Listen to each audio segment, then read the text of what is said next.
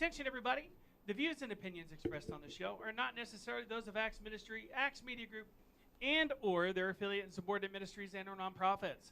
So without any further words or build-up, the man with a plan to put gold in your hand, Tony Hammock. Take it away, Tony. Thank you, Matt. What a great introduction here. We are ready to rock and roll. I've got Mr. Asa Scott with me this morning. Good morning. And we have got what we think is a very interesting show scheduled for you here on this pre-4th of July weekend show. So I know Asa is eager to get started. It's a great day out there. If you're in Southwest Missouri, you know what I'm talking about. If you're not, you need to come visit. And Asa, do you want to start with our sale? Yes, absolutely. So, 4th of July is coming up. And because of that, obviously it's a time of patriotism. And what's more patriotic than an American Eagle coin? Ooh, I like American Eagle coins. Oh, me too. In fact, gold and silver American Eagles are the premium form of gold and silver at this point. You were telling me that they're worth more than just straight up the spot price of gold and silver. Oh, yeah. And most importantly, they're very symbolic and are going well right now. They're going for a good price. But if, gold or silver eagles aren't your speed, maybe you could try something like, I don't know, a silver flag. A silver bar that just looks like the American flag. Or silver bullets. Silver bullets. Silver bullets are what's more patriotic than bullets. Exactly, right? Sadly enough, we've got gold and silver all over the place. In fact, Tony. Yes, sir. Wait. Turn your head a bit. What's that behind your ear? I don't know. What is my Oh my goodness. headphones off? It's a silver coin. Wow. Whoa, a silver eagle. How'd that get back there? No way. Holy cow. We got gold and silver all over the place. I was never much of a magician, but. Well, and, to complement what Asa was saying is, we've talked about this Eagle program. It was started back in '86, and both silver and gold. And, we talk every once in a while about don't make the $1.2 million mistake.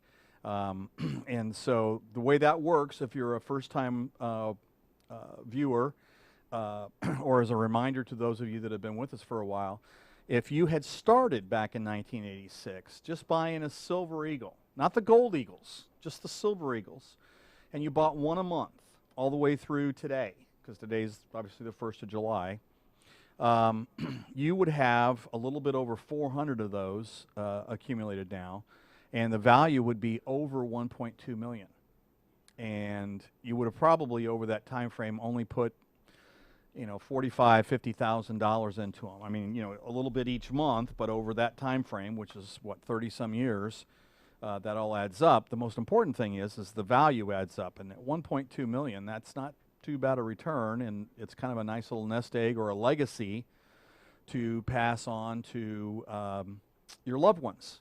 And we're going to be talking more about legacies here over the next couple of weeks. I've got a couple of shows in mind that I think would be really well worth it with everything that's going on and so forth. But without getting too far off in the weeds, what's next on our agenda? Well, actually, you brought up something quite interesting there, which is the legacy and the growing prices. So I thought it'd be a good time if we want to go ahead and talk about where our metals are at right now. Oh, sure. Yeah, let's do that. Let me find the pricing on the metals here. Because, I'll get there when we get there. Well, so these prices, the first few are for per ounce, and these are the precious metals. And gold today is $1,769. Silver is $18.11. Platinum is $812. Palladium is $1,964. And rhodium is $7,800. And all, except for rhodium, all the first four are down a little bit on the day. In this market, it's just so crazy. I mean, there's a headline out there right now about, somebody is close to finding us a vaccine for this COVID-19 virus. And even though the market at the opening was negative 200 and something on the futures, it's up now. And, we've got the metals obviously responding in a different way. So I mean, you know, it's short term. I mean, we've seen this market now for a while where one day things can be up and the next day or two it's down. And, you know, it's just, I was telling Ace on the way over here how sometimes these journalists really don't give us what we need as far as accurate information. And, well, let me finish that thought. You know, everybody's, because I don't want anybody to wonder what I was talking about. You know, right now in today's headlines all over the world, they're talking about, oh, we had the biggest quarter in since 1981 or something. You know, I mean, we're talking about April, May, June. And we did, as far as the stock market goes and a few other things. But what they're not saying, and it's one of those little, I'm a stickler for these kinds of details, is that the market got slaughtered in March. And, you know, they're not really putting that in there. They're saying the biggest quarter in a long time. Well, what they need to be saying is that we got so much damage back in March that we were coming off this low bottom. And then as different reports came out, you know, we've kind of clawed our way back to here. And, you know, just one of those things I kind of get into and stuff. Anyway, back to the metals. Where are the metals? There they go. Oh, okay. These next ones are by the pound. And these are the base metals. So, for example, copper is $2.73 a pound. Nickel is $5.75 a pound. Aluminum is 72 cents a pound. Zinc is 91 cents a pound. Lead is 81 cents a pound. And uranium, Ace's favorite, Oh yeah, is $32.80 a pound. that's a pretty good deal on uranium. Ah, I like that. Crude, a barrel of crude oil today is $39.45. And the Dow Jones Industrial Average is up 0.5% at 25,947. So I'm sure we're in for another volatile day based on whatever headline or announcement from the Capitol Hill or, you know, whatever Supreme Court justice stuff. I mean, you know, it's just amazing to me as I watch this stuff day in, day out and through the days and stuff, what the littlest, you know, piece of information can do to the market and stuff. So, you know, I'm still a believer in go long term, dollar cost average if you can, and, you know, just in some cases, just don't let the noise, the distractions influence your emotions, which will lead you to bad decisions. Anyway, that's the prices as of July 1st, 909. Well, thank you, Tony. And the reason I wanted to go ahead and talk about those is because I remember we were talking in the car about all the changes that gold's gone through, the price of gold since the American Revolution, which I thought was a good topic for a 4th of July. It's funny you should mention that, Mr. Asa. That is very interesting because I did a little homework on that, thinking that, okay, Saturday's the 4th of July, and, you know, it's our day of independence, and it's, you know, it's a pretty neat day for Americans. And so I wanted to go back to July 4, 1776, and see what the price of gold, an ounce of gold was back then. And as it turns out, it was $19.39. Now, keep in mind, the dollar was not created yet. So the source of that information, I had to, you know, kind of do some math and so forth. But They had bigger things to worry about back then. yeah. But essentially $19.39. Then in 1876, so you can see what we're doing. We'll just fast forward 100 years. An ounce of gold would have been $22.30. And then in 1976, yep, we leapfrogged another 100 years. By the way, 76 is the year I graduated from high school. Really? Yes. Were there dinosaurs around back then? Yeah, what kind of dinosaurs Yeah, were alive? Exactly. An ounce of gold in 1976 was $133.77. And today, at the opening, it was $1,780.10. So, you know, not quite another 100 years, but still quite a jump from 76 at 133 up to today at 1780. And, you know, I guess the thing that I was telling Asa on the way over that I think is important there is, let's say that you were as old as I am and you had $133 back in 1976 and you went to spend that $133 today. You know, what could you do with it? I mean, you know, there's fewer choices because it doesn't go as far as it did back in '76. You know, maybe a nice meal out, or I don't know, you know, maybe some entertainment for the family, you know, something like that. But since that bought an ounce of gold back in '76, what would you do, or what could you do with an ounce of gold today? And as we've said, it's about $1,780 at the spot price. If you had an eagle, gold eagle, that's a little bit more because of the premium involved and it being a coin and being an eagle and a collectible and all that kind of stuff. So maybe you add another, you know, $80 to $100 on top of that. But boy, what would you rather have? I mean, you know, thinking about July 1st, 2020, would you rather have $133 and change, or would you rather have an ounce of gold that is worth $1,780, you know, give or take a few dollars based on how the market's going today? It'll close eventually here today, and then you can, you know, kind of look at the locked-in price. But anyway, that's getting off in the weeds. I don't know about you. I'd rather have an ounce of gold, I think I would too. you know. And it's pretty incredible that just since 1976, which, what is that, 44 years? It's increased like 1,350%. So almost like over 13-fold. So if you, as I was saying on the way over here, if you babysit grandma's dogs and she paid you like $70, you multiply that by the 13-fold that you got, and you've got about $950. So if you just invested that in gold instead. So yeah, quite a bit of growth just in the last few years, and as you were saying last week, it's projected to grow even faster than the last 44 years in the coming years, right? Well, there's just a lot of planets that are getting into alignment, so to speak. I mean, you know, with the national debt now being over $26 trillion and the global debt being over, you know, like $250 trillion. I mean, that's the thing with what's going on right now, is there's not one country that's, you know, head and shoulders above anybody else with the level of debt they've got and the value of their currency and, you know, everything else that's going on. It's kind of a global debt bubble, if you will, and stuff. And so there's a lot of people that, you know, I read. I mean, I can give you names and you can do your own research and stuff if you want, but a lot of these folks are, you know, looking at gold and saying, in fact, there was an article I think I had with me last week that was saying, you know, probably by 2030, gold will be $7,000 an ounce. I've got other people that say, you know, probably relatively soon, gold could be $25,000 an ounce. Wow.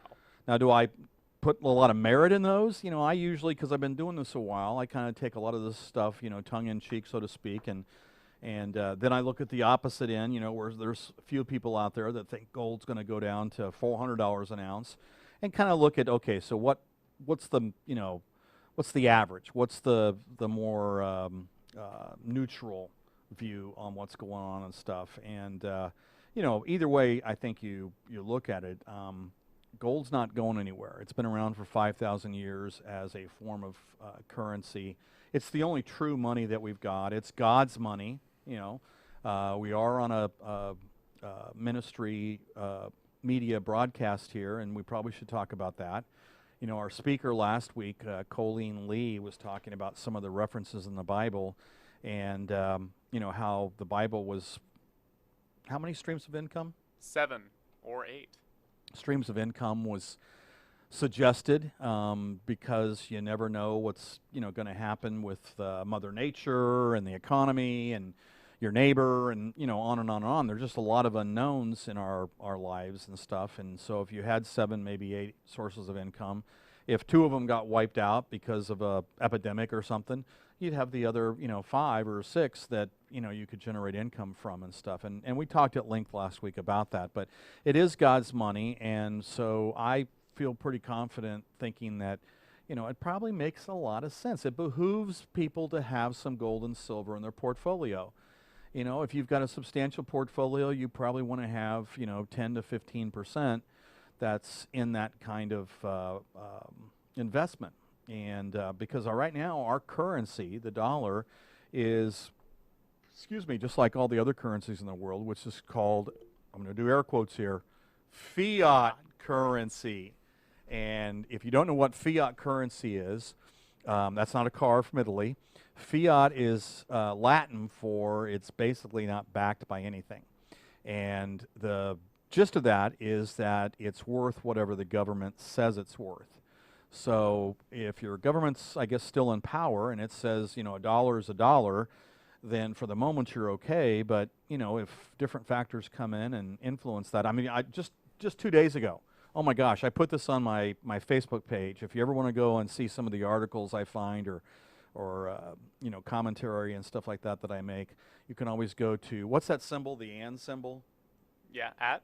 You can go to @theGoldAffiliate in Facebook, and you can find these articles. But I think it was Monday, there was one analyst that was saying that rather than printing more money, what the U.S. needs to do is they need to devalue their currency down, you know, 30 to 40%.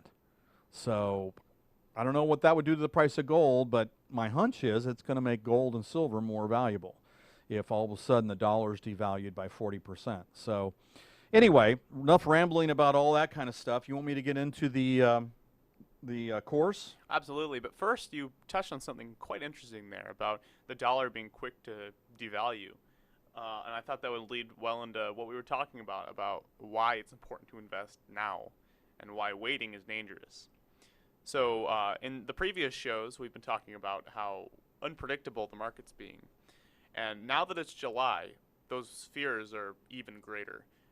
In fact, July is going to be one of the, didn't you say it was like the first month or one of the first, probably will be the first month where people are actually expected to be making their mortgage payments and such? Yeah, there's a lot of things that are kind of rolling off, you know, what we've been doing here since this COVID-19. I mean, one is some of the unemployment's going to go away, especially the ones that were $600 a week. Some of the different companies that were allowing people to have amnesty, I guess you'd call it, from their payments, you know, utility companies, mortgage companies, you know, things like that were like trying to be really cool, and they were. I mean, it was actually an incredible act of I guess, you know, patriotism or just trying to pull together as a human race that some of these banks were willing to do that. But, you know, July, they're expecting those mortgage payments to be made starting today. And, you know, speaking of banks, another thing, and I mean, we're not here to be fearmongers or, you know, oh my gosh, the sky's falling. We're here to basically look at things with an eye that is not swayed, so to speak, by the media. And, you know, one of the things that did come out here early this week was that there are several banks, and we're talking big banks like Wells Fargo, Capital One, that because of the reserve restrictions put on by these banks, they're going to have to change some things. Wells Fargo came out, I think, day before yesterday and said that they're going to be having to make a lot of changes and reducing their dividend, which, you know, if things were going great, they wouldn't have to do that. But due to the fact that they do, it tells me that, you know, here's one of the major banks in our economy that's, you know, having to make some changes just to survive. Now, there were a few banks that came out and said they were fine. They're going to hold steady at the dividend they're paying. I think J.P. Morgan and Chase, and I'm forgetting the third one. So it's not, you know, across the board yet, but it's kind of a tip of the iceberg, I think, as far as the banking industry goes. So just kind of information that, you know, it all kind of comes bleeding in. It's kind of like back in November when I was up early one morning and I was reading the news like I do and stuff, and they were talking about how the Fed had gone in and started buying these repos. And we're not talking about repossessed vehicles or something like that. A repo is a investment vehicle that helps them provide liquidity to the banks. And so essentially when they buy these repos, it's kind of an overnight transaction. It puts money into the system, so there's liquidity and stuff. And I was like, well, that's odd. Why are they having to buy repos to give us liquidity? What's all that about? Well, that story was buried back on about, you know, page 5 or something. It wasn't something that, you know, was making the headlines, but now it is, because a lot of people are pointing to that, saying that, you know, they obviously saw that as a sign of things to come and stuff. We're We're doing the money series here on our stewardship course. I thought we had 12 lessons in this one, and for some reason I'm on lesson 7, and either my phone's locked up or that is the last lesson. So I don't know what I was thinking about. But anyway, we'll do this one. If it's redundant on something we did before, so be it. It's been a couple weeks since we did the stewardship, and then by next week I'll have a new course that I've found for us so we can work through that. But I always like this part of the show because not only does it kind of ground me with having to read it and stuff, but hopefully it's something that you enjoy, since this is a show that we put together for folks that are viewing this from the Acts ministry and trying to give you some contrarian or alternative ideas on how to manage your money. But day 7, action steps and growing in generosity. And this gentleman says, my hope for this series is that you would find financial freedom and glorify God with your money. So many things happen when we get our finances in order, and this shouldn't come as a surprise. It's the same thing, for example, when we get healthy and get our bodies in order. Yep, we did do this one, but I'm just going to read the first couple paragraphs because I remember this was really, really good.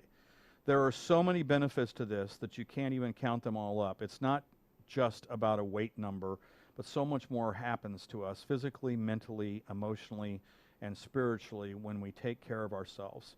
Why would we think it would be any different when we take care of our finances?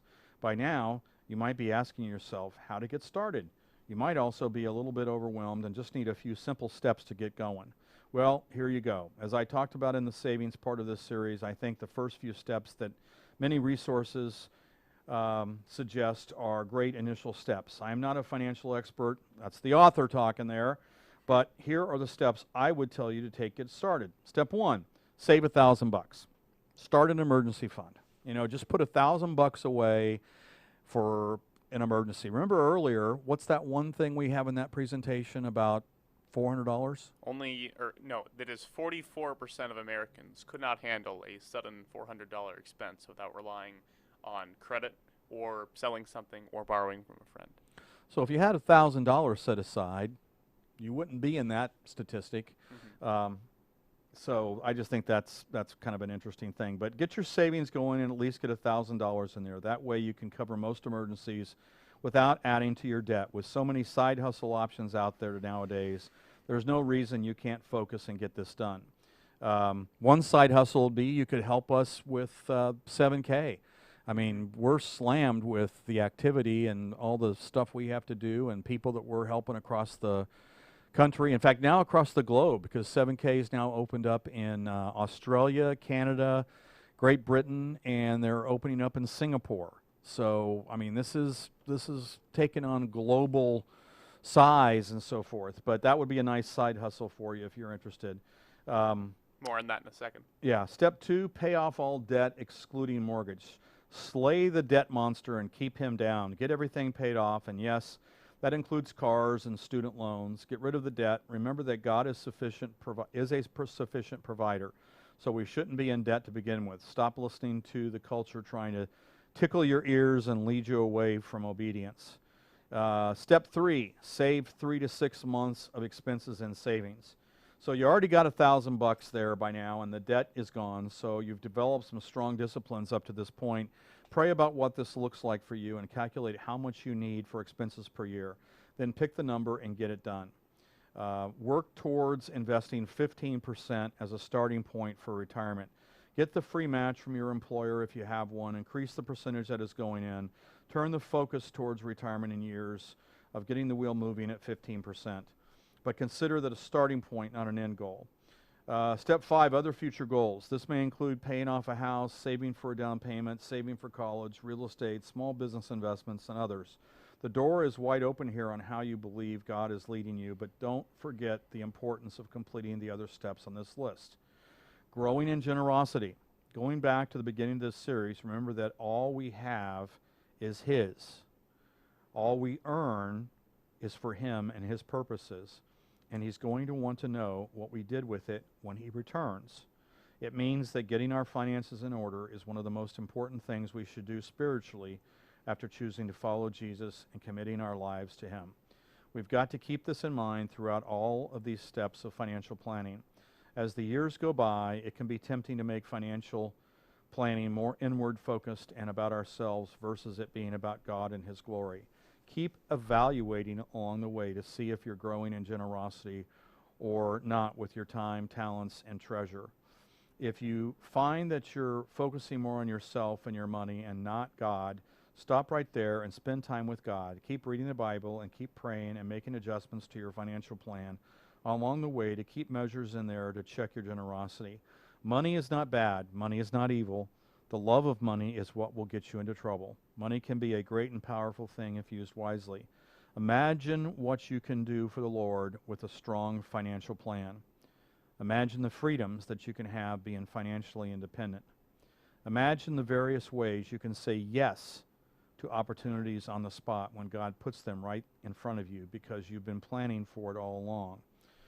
For you know the grace of our Lord Jesus Christ, that though he was rich, yet for your sake he became poor, so that you by his poverty might become rich. And that's 2 Corinthians 8:9. We are rich and have freedom because of Jesus. He has set us free from our past, present, and future sins. He has redeemed us and gives us the power by the Holy Spirit to accomplish his purposes. Let's be wise with our finances and tangibly demonstrate the gospel to the world through our generosity because of Jesus, who was and is generous towards us. Amen. Mm-hmm. That is the end of that course and that lesson, but I don't know. That was pretty powerful. What do you think? I agree, and it hits on stuff that comes right out of the Bible. If you remember that verse we read from Ecclesiastes last week about having 7 or 8 streams of income, that's like coming right out of the Bible. It's important to have your finances in order. You pronounced it right. I did. After my mother heard the way I pronounced it last week and almost disowned me. No, I'm kidding. What kind of a son did I raise? Exactly. I've been a bad mother. Oh my God. To be fair, it's one of the more obscure pronunciations, and I've read it a lot. I haven't spent a lot of time saying it, so I don't want to use that defense. So anyway, yeah, that's all powerful and stuff. And, I think the key thing there that, before we move on, I want to stress is that the message I get from that is no matter how big or small, I guess he cares about it all. It's one of those things where, if all you've got is, $1 or $10 or $100, whatever it is that you can set aside in the cookie jar, or ounce of silver, or whatever it may be in your mattress. I think if you start out where you are comfortable, it shows God that you're able to handle the small things in relative terms, and then who knows, maybe he'll trust you with ever increasing things.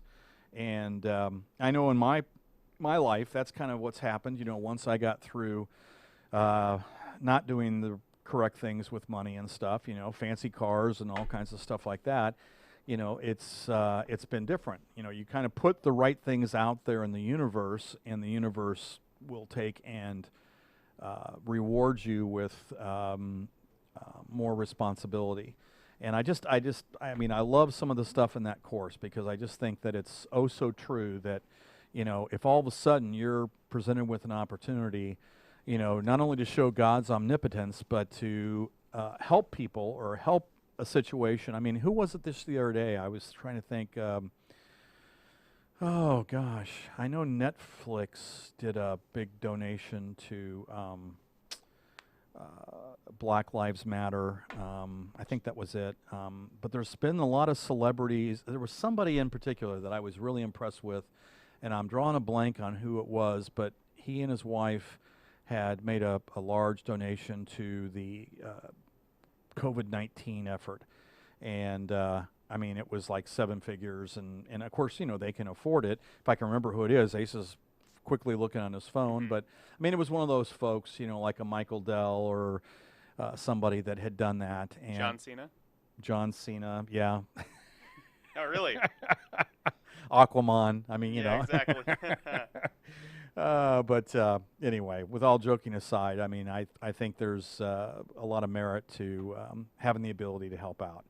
And even if it's just, helping someone get across the street, or, get the groceries into the trunk of their car, or, whatever it may be, I think it's all good.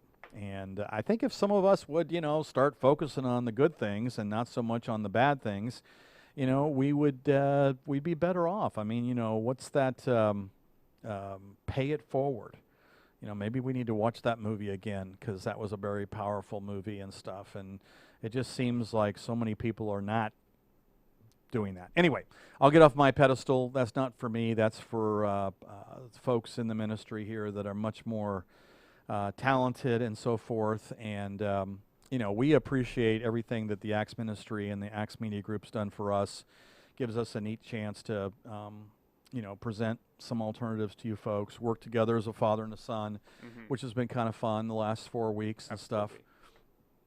Excuse me, although Asa claims I'm trying to just get it to where he's doing the whole show and I can go out and run around or something like that. That's not the case. He will go back to school. All I'm saying is he wanted me to sit where he's sitting this week. I did. That's not a good sign. Well, because that way you couldn't see my belly, I mean, if oh, come on now. If I, covered that up. Oh, here we go. We'll do that. Oh, look, he's skinny. Oh, come now. You would have seen the right side of my face, which is less screwed up with my hair as well. So maybe there is some logic to switching sides. Let's see which coins I brought. Oh, I brought the fancy Donald Trump one. I know Donald Trump's probably not the most popular name, but the only reason why this one is if you weren't watching, back on June 1st, a month ago today, this was an emergency printing of a silver eagle, and it was such an emergency that they struck it in the Philadelphia Mint, which the reason why that's important is most of the eagles come out of West Point Mint, and it's all automated. Never does a human hand touch anything at West Point, whereas in Philadelphia, there's a small opportunity for there to be a human touch, and because it's not fully automated and stuff. So therefore, when you're looking at the overall printing, which was 200,000 coins, how many of them, because they aren't all going to be MS-70s, and MS stands for Mint State, and 70 is the highest you can have. Not all of them are going to be MS-70s coming out of Philadelphia. This particular one I have in my hand is an MS-70. So because of the rarity and the emergency printing and all this kind of stuff, this particular Silver Eagle was $299. And I can guarantee you, if you go to the internet now and start plugging in this particular issue, you will see that it has already gone up in value. In fact, the very next day, there were ones on Amazon for like $325 or $330 or something. So just an example of one, 7K getting some nice inventory, I guess, or nice opportunities. But then two, the benefit of having some money in things like these because of the way they appreciate, sometimes quickly, sometimes slowly. Getting back to that $1.2 million mistake, I am the biggest skeptic out there. One, I've been in the financial world since 1980 and licensed since '83 in a couple different areas. And I got to tell you, I've learned that you've really got to do your due diligence. You've really got to, if there's a lot of blue sky there, as they call it, you kind of want to look closer. I mean, if it's too good to be true, it probably is. So when people started telling me about this $1.2 million mistake, I was like, okay, that's neat and all. I'm going to go poke around the internet and stuff. And sure enough, I found a very reliable source of information on the values of these Silver Eagles. And what was interesting to me is you never know which year is going to appreciate the most. And my point is this. If you look at the 1996 ones, for whatever reason, those are going for $6,000 a piece. Now think about it. 6 times 12 is 72,000. So, you're buying a Silver Eagle, putting it in your lockbox, you're happy because it goes with the rest of your collection. And then fast forward to 2020 and you realize that for that small first initial investment, each one of those is worth $6,000. And then what makes it even more impressive is if you look at the 1999 ones, 1999. I mean, all I can figure is it was the year before Y2K or something. I don't know, but those are going for over 19 grand a piece.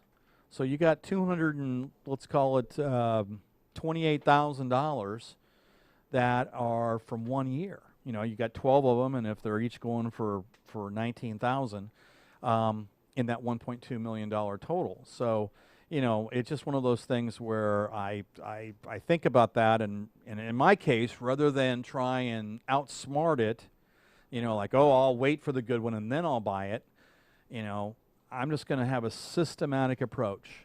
Month in, month out, get a Silver Eagle. It comes to my mailbox in a FedEx envelope like this, and, you know, we take it out and we look at it, we admire it for a little while, and then we put it in the safety deposit box. Or we don't put the safety deposit box, we put it in the safe, or, you know, the mattress, or we dig a hole in the backyard, or, you know, I mean, we're obviously tucking them away places where we know they're going to be safe. And I'm just kidding, it's not in the backyard. But don't go dig around in the backyard. It will not be okay. No, our dog's Sugar. She might get a little suspicious. Yeah. I'm sure she would bark at you, then she'd probably lick you to death. Oh, goodness. You know, there's a threat. And yeah, so you can't really guess which year's coin is going to be worth, you know, so much more in the future. I assure you, in 1996 and 1999, nobody had some epiphany by the end of the year that their coins would be worth so much as they were. So you don't have to do any guesswork, though, if you're getting coins from every year. If you're on the 7K plan, you're getting each of those months Silver Eagles. And then whenever you do have a year that explodes like 1996, 1999, you'll go from the however much you paid, the $25 and $99 for the Silver Eagle, to getting $19,000 per Silver Eagle, which I would say is quite the investment. Another coin I brought today, I'm just getting aware as I get these. I put the envelopes in my briefcase so I don't forget. But I got one here the other day. It is the Silver Eagle Official Medal 2019 South Korea Silver.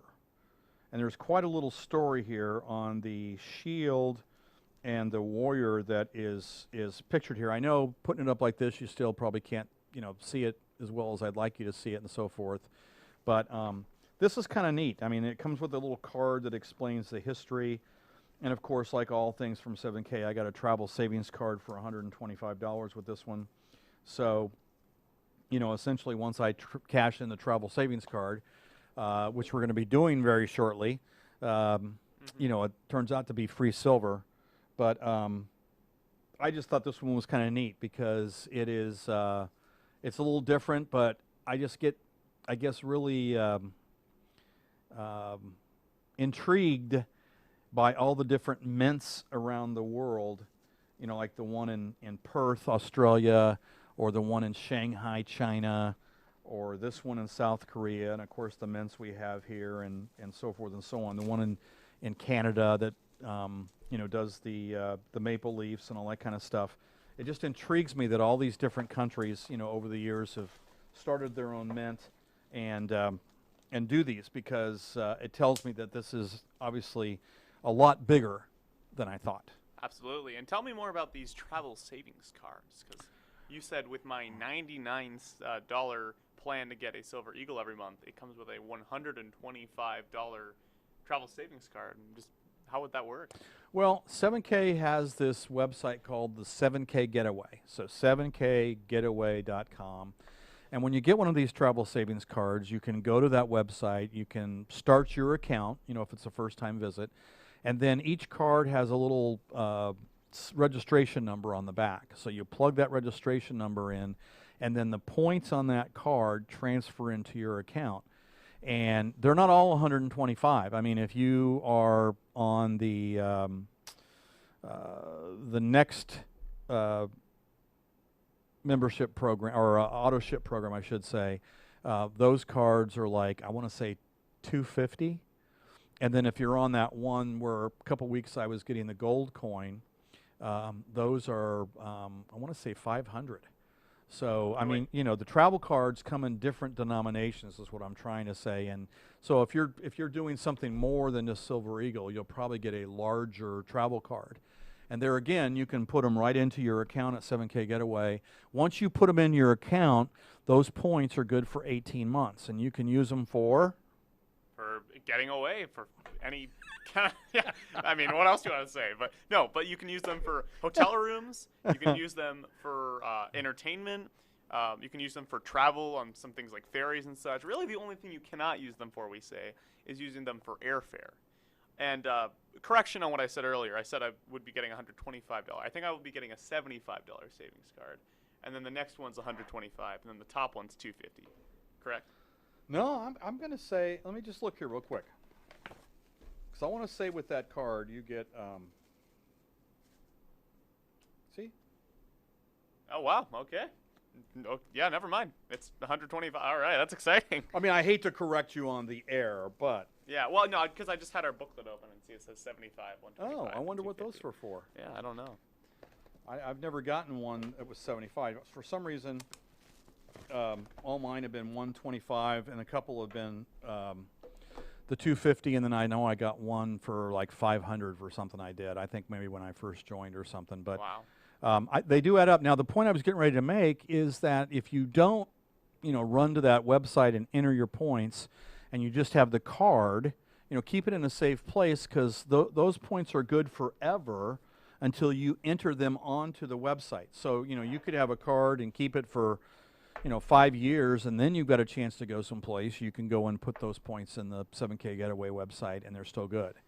And, it was interesting. Asa and I were looking at the website the other day, some of the neat travel destinations that will take these cards, and I know we've used them 1 or 2 times. Last October, I think we went to Tulsa, where Asa goes to school, and, just a one-night stay, but we saved like $80 at the Marriott, which, $80 is $80. I mean, that's a lot of money.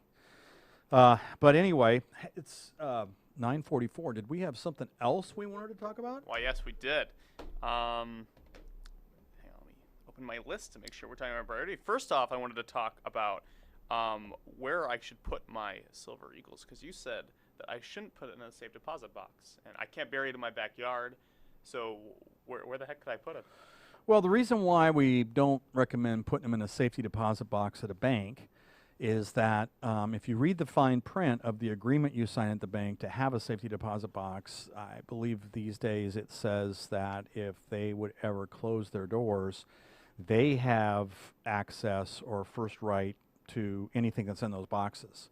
So, if you've got valuables in there and stuff, you may not get access to those for a long time.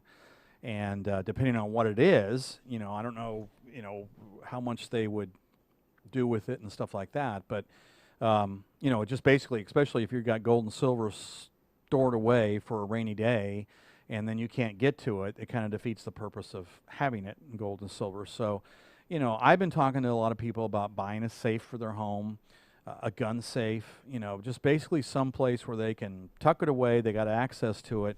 Now, the other thing that we want to talk about is the update to the Sound Money wallet. Did you see what he did there? I finished your We sentence? segued into the Sound Money wallet. We can segue anything into the Sound Money wallet, really. That's what I've learned. Although I did want to talk about the Sound Money Vault there, because being able to send things is fantastic, and being able to actually hold on to your particular coins, especially when you have those rare coins. But when you're just trying to invest in things, or perhaps with the new information that we have now, whenever you're just trying to shift funds around and then buy coins straight off the 7K website, the Sound Money wallet is fantastic for that. Well, and what he's talking about is last night I discovered a new little feature of the Sound Money wallet. They've been out of stock for a while, but they've got these small wooden cases that you can put all of these coins in, and carry them around a little bit better than FedEx envelopes and stuff. And the one that I wanted was like $46. I mean, it wasn't one of the more elaborate ones or anything like that, but I saw that it was back in stock.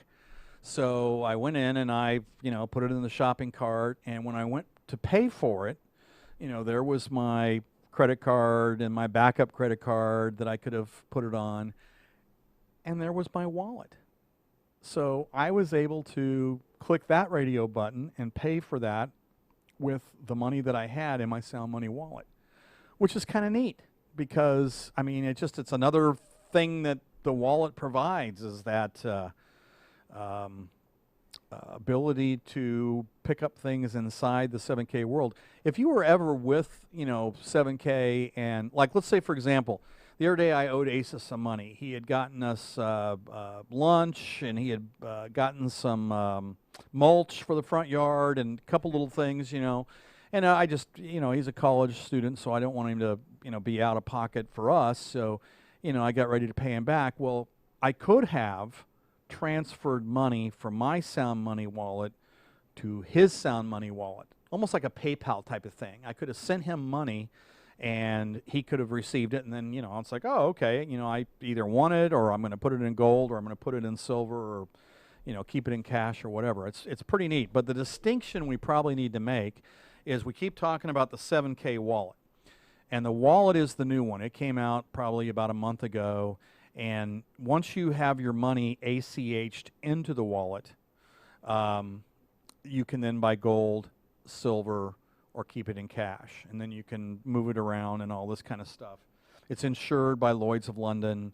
For the most part, there's no fees. I mean, there's a couple of things if you get a little off in the weeds, so to speak, you might pick up a 1% fee. But basically, if you put, let's say, $1,000 in and you buy $1,000 of gold, there's no additional fees. Then there's the Sound Money Vault. So Sound Money Wallet, Sound Money Vault. Now, the difference being this. Let's say you were Asa Scott, and you had these silver coins, and you were getting ready to go back to college, and you were thinking, well, what do I want to do with these, Well, if you sent them to the 7K wallet, they would go in and be, shown in the value and stuff. But 5 years from now, when he wanted to get those back, the silver they would send him might not necessarily be the exact coins that he sent in. Whereas with the Sound Money Vault, they would. So in other words, if you've got gold and silver, laying around the house and you're kind of wanting to, maybe get it someplace a little safer and all this kind of stuff, you could send it to the Sound Money Vault. Are we still going? Got 1 minute. 1 minute, and it would be there, and then down the road when you wanted it, they would send you the exact coins back, which is kind of neat. So, are you pulling our leg? No, sorry, I was out talking to our next people and the guests. So, take a couple minutes. I don't care. We did feel neglected. I mean, just a little bit. Yeah. When you're not in the room, it's not as bright. Our producer, Matt, abandoned us, so. Not feeling super No. Did you want to do any PSAs or anything? Or? I'm good for right now. You ought to see Matt. He is down. How much are you down? No? I'm down 35 pounds. But Holy cow. We're not allowed to talk about my Okay, we won't talk about that. Anyway, so I guess what I would say is with the 4th of July being Saturday, 7K, we do have a sale going on. You can go to Asa's website, 7kmetals.com/ASA. Mm-hmm. And Which is spelled ASA. and poke around there, see some of the sales and so forth. Or you can go to Tony's website, which is the same base, 7kmetals.com/Tony Hammock. And although he's a struggling, starving college Yes, of student, course. so, If you want to pay for my lunch, please. I may not eat that day. You don't know. Anyway, we want to say thanks to Jim and Pam Whining for making this possible, and definitely Dr. Paul Collins for all he does. And I hope those three and all of you have a safe 4th of July weekend. You'll be with us next week when we come back with even more stuff to talk about on alternative investment options like metals and cryptos. We didn't talk about cryptos. It's okay. We'll have time next week. We'll talk about cryptos next week. Anyway, and have a safe 4th. And who knows? Maybe next time I'll pull a gold eagle out from behind his ears. So. Ooh, wouldn't that be sweet? You can just put it in my pocket when you're done. No. You know. You wish. Oh, hey, We can do that. Hey, we can wish around here, right? Hey, you can put it in your pocket if you go to 7kmetals.com/ASA. Yeah, I need to talk to you guys about that. Maybe like the Silver Eagles or whatever. Anyway, thank you so much, and please be blessed and have a safe 4th, and we'll see you next week. Thank you.